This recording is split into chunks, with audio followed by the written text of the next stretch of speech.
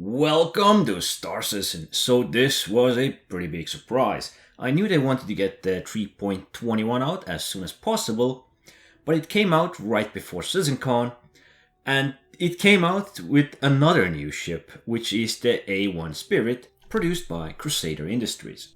This patch was really big, and it brought with us a lot of changes. So let's start. There were 3 new jump points, or even gateways so to say. These may be representative for the future uses to other planets, so they are the jump points from our current Stanton system to other systems. The most known one, of course, is the Pyro Gateway. It is Stanton Pyro. Then we have the Magnus Gateway, which is Stanton Magnus, and Terra Gateway, which is Stanton Terra. We don't know much about the other 2 locations, but the Pyro is the next big thing. And perhaps it even comes with the next patch, and as much as they have said, it is supposed to be a bit more stable than the Stanton system, which we currently have. But okay, next up is new legal-illegal missions retrieve consignment. These mission types will require you to go into the underground facilities or stations or some other places, search for the database, get the codes, and retrieve the cargo or the goods from the dispenser. The cargo, the goods, the containers you get can be sold at the commodity kiosks around the verse, which is a good thing, so we have a bit more use for these first-person boxes. The legal variant of this mission will require you to pick up the data bats, probably from the dead guards, to use them at the dispenser. Illegal one will require you to kill the guards and then use the codes for the dispenser. The enemies will be spawning in waves, so you might want to take some friends with you when you go to do these missions. I guess this gets harder the longer you keep at it, and that's why having some backup, some friends, can be a godsend. Then there is another illegal mission type, which is Korea Steal Evidence.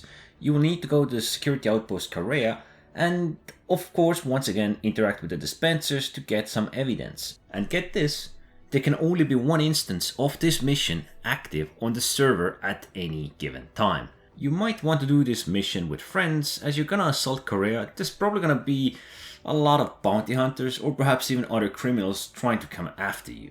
So good luck. Then we of course have the new ship, A1 Spirit from the Crusader Industries. It is a medium-sized bomber with size 5 bombs that can do a lot of damage.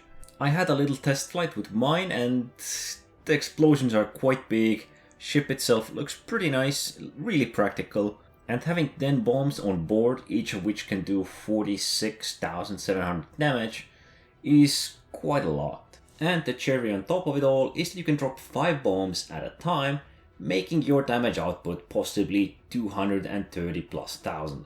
I will go deeper into the ship in some other video, but next up we have Repel Raid on Horizon, which is the new Crusader platforms. Simple elimination, mercenary, or just bounty hunting missions on these platforms, which you can find across the planet.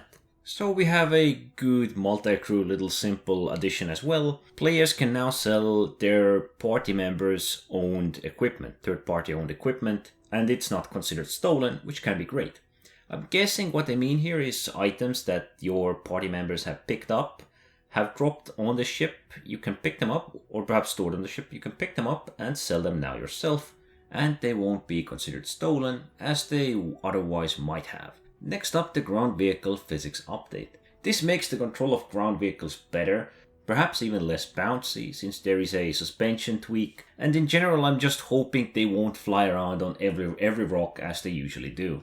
Another great addition is the zoom feature, which has been added to the vehicles where drivers pilots can use remote turret. You can zoom by pressing or holding the Z key to activate. You can zoom in 2-4 times or leave it as default none. The gyro mode can now be enabled with the G key. This is for all ground vehicles and it will activate the turret mode. There are also some changes to the Arena Commander and bug fixes there, but for the most part these are the major features in the verse. If you want to check the notes, I'll leave a link down below.